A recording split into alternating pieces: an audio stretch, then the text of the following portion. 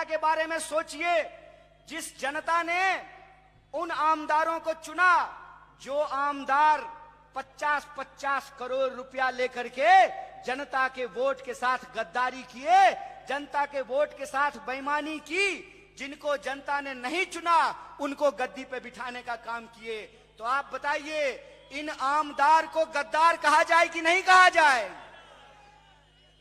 इन गद्दारों से हमको अपने गणराज्य की रक्षा करनी पड़ेगी।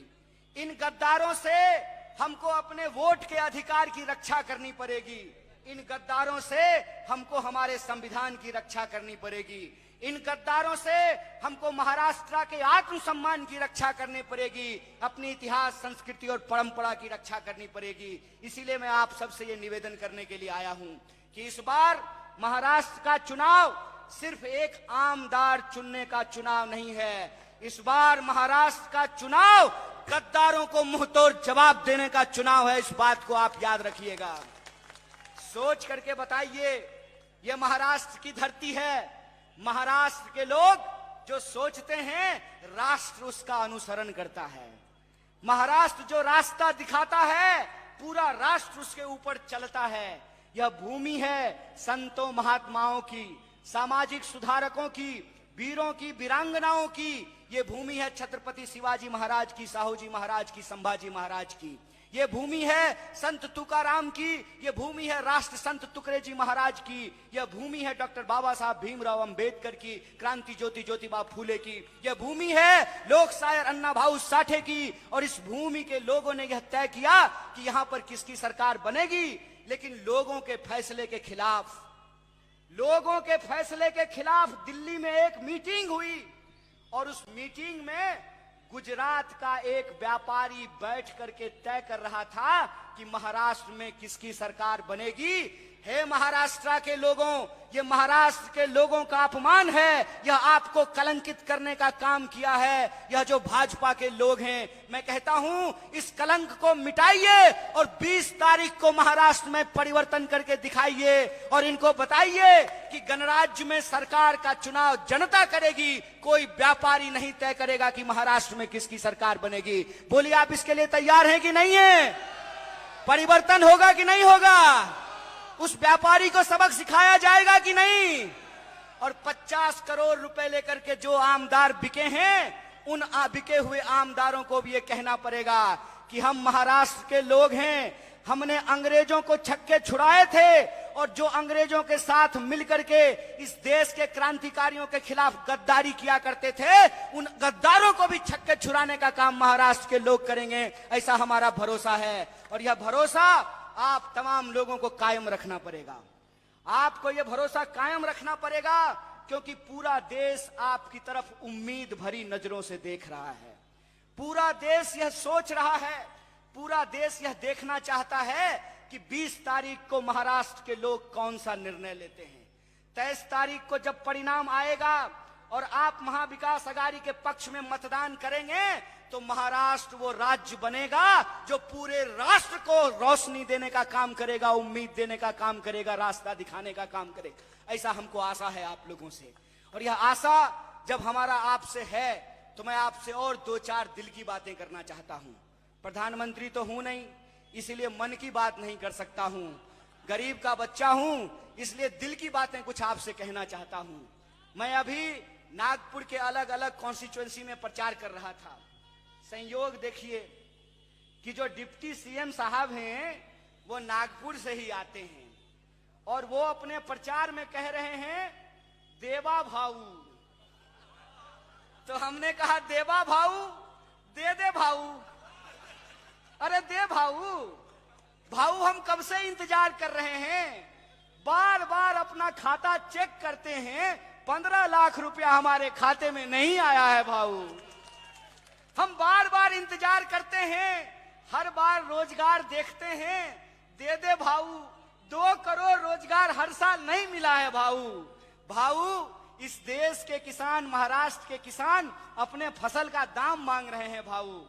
जो सोयाबीन 3000 रुपये प्रति क्विंटल मिला करता था, आज जो है 2200 रुपये मिलता है। जो 4000 रुपये प्रति क्विंटल सोयाबीन बिका करता था, 2700 रुपये में बिक रहा है।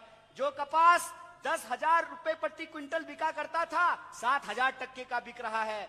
जो धान 3,000 प्रति क्विंटल बिका करता था वो आज 2,200 रुपए प्रति क्विंटल बिक रहा है। कितना बड़ा खेला कर दिया भाऊ, ओ भाऊ, ये कैसा खेल किया रे भाऊ कि किसान को उनके फसल का दाम सस्ता मिल रहा है। किसान को उनके फसल का दाम सस्ता मिल रहा है, मतलब किसान का सामान सस्ता हो गया।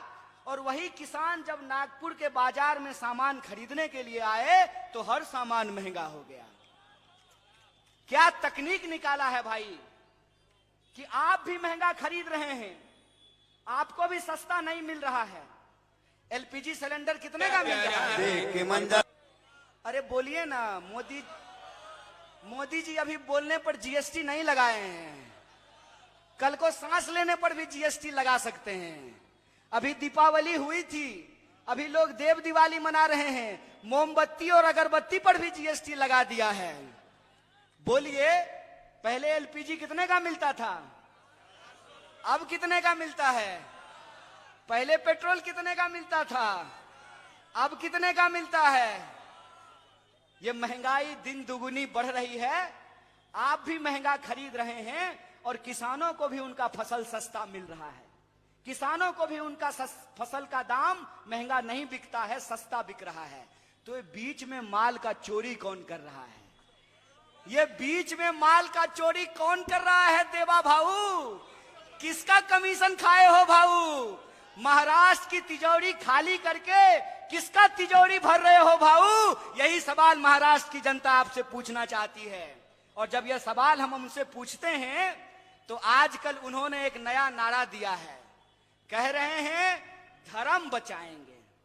क्या बात है, हम रोजी रोजगार मांग रहे हैं, फसल का दाम मांग रहे हैं, मजदूर मजदूरी मांग रहा है, सफाई कर्मचारी जो है बेज मांग रहा है, वेतन मांग रहा है, महिलाएं सुरक्षा मांग रही है, जो इस देश के आम नौजवान हैं वो रोजगार मांग रहे हैं। तो ये कहते हैं कि धर्म बचाएंगे। बचाएंगे, सब लोग मिलके बचाएंगे।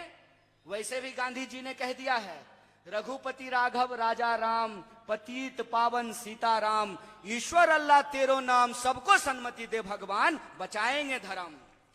एक छोटा सा सवाल है भाऊ, धर्म सिर्फ हम ही बचाएंगे कि आपका बच्चा जो ऑक्सफोर्ड में पढ़ रहा है वो भी हमारे साथ आकर के धर्म बचाएगा?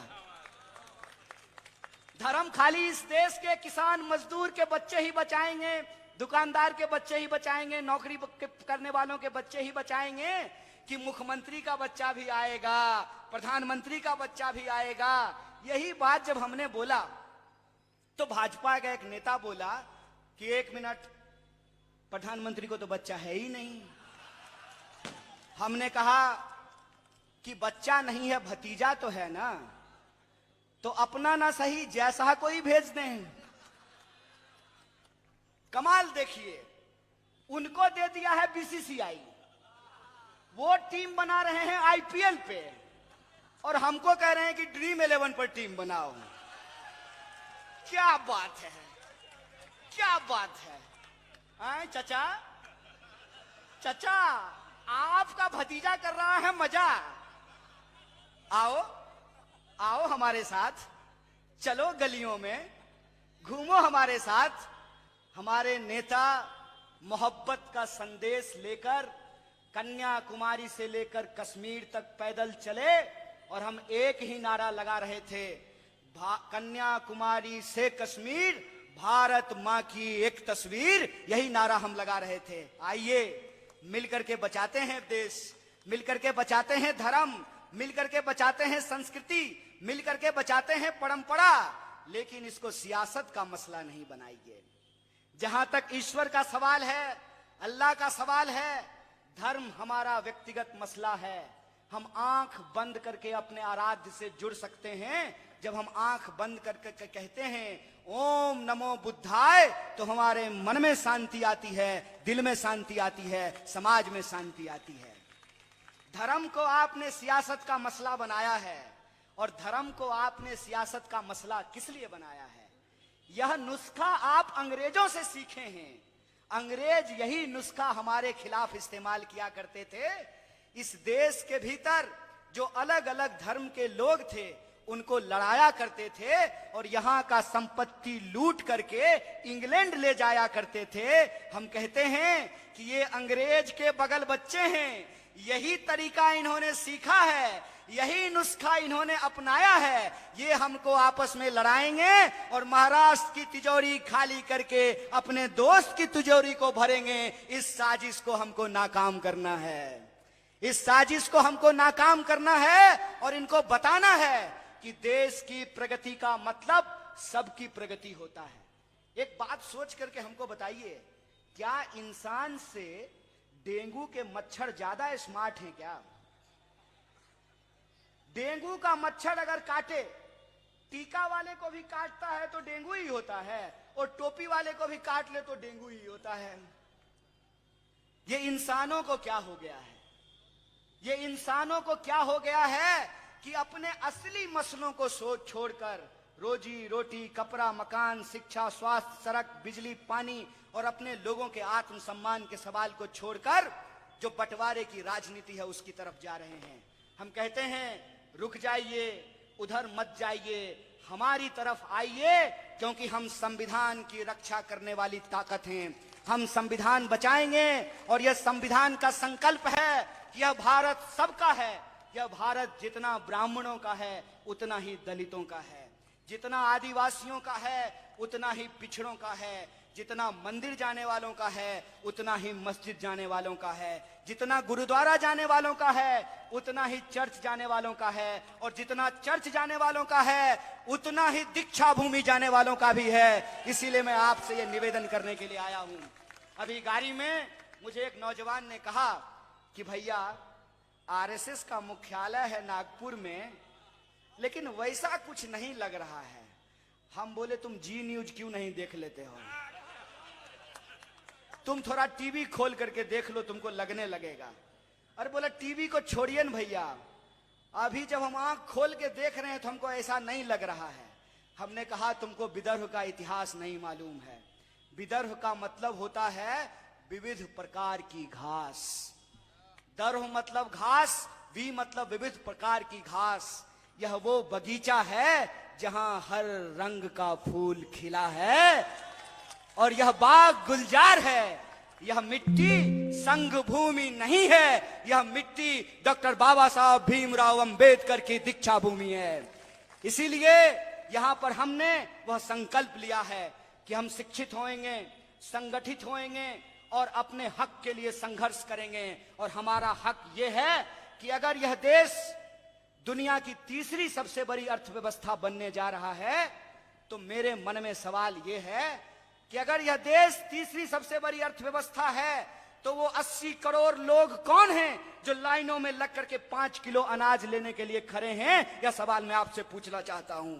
वो जो लाइनों में खड़े हैं वो हमारे परिवार के लोग हैं, वो बुजुर्ग हमारे घर के बुजुर्ग हैं, वो माताएं हमारी माँ बहनें हैं, वो नौजवान हमारे घर के लड़के हैं। और यह जो 80 करोड़ लोग हैं, इन 80 करोड़ लोगों को न्याय कैसे मिले, उनकी गरीबी कैसे दूर हो, इसी संकल्प को लेकर के महाविकास अघाड़ी का निर्माण किया गया है। महाविकास अघाड़ी का निर्माण सिर्फ महायुक्ति को हराने के लिए नहीं, बल्कि महाराष्ट्र की करोड़ों जनता को जिताने के लिए महाविकास अघाड़ी का निर्माण हुआ है। इसीलिए आप हमारे साथ इस नारे को बुलंद कीजिए, महाविकास अघाड़ी चा, महाविकास अघाड़ी चा, महाविकास अघाड़ी चा।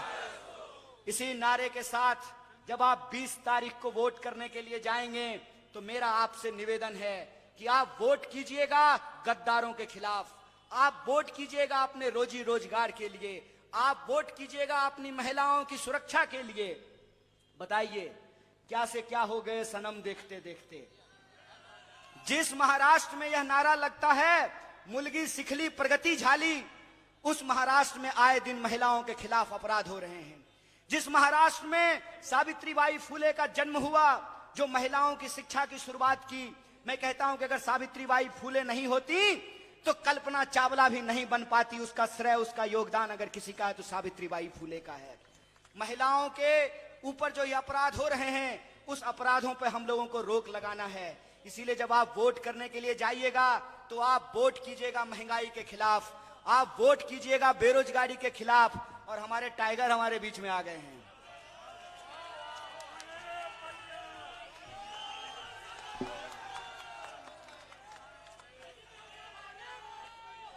आप हमारे साथ नारे को बुलंद कीजिए। ऐसे सौभाग्यशाली नहीं है कि आपने नितिन राउत साहब को चुना और राउत साहब महाविकास अघाड़ी में थे, महाविकास अघाड़ी में हैं, कांग्रेस का झंडा थामा है, कांग्रेस का झंडा उठा करके चल रहे हैं। लेकिन आप उस जनता के बारे में सोचिए जिस जनता ने उन आमदारों को चुना, जो आमदार 50-50 करोड़ रुपया लेकर के जनता के वोट के साथ गद्दारी किए, जनता के वोट के साथ बेईमानी की, जिनको जनता ने नहीं चुना।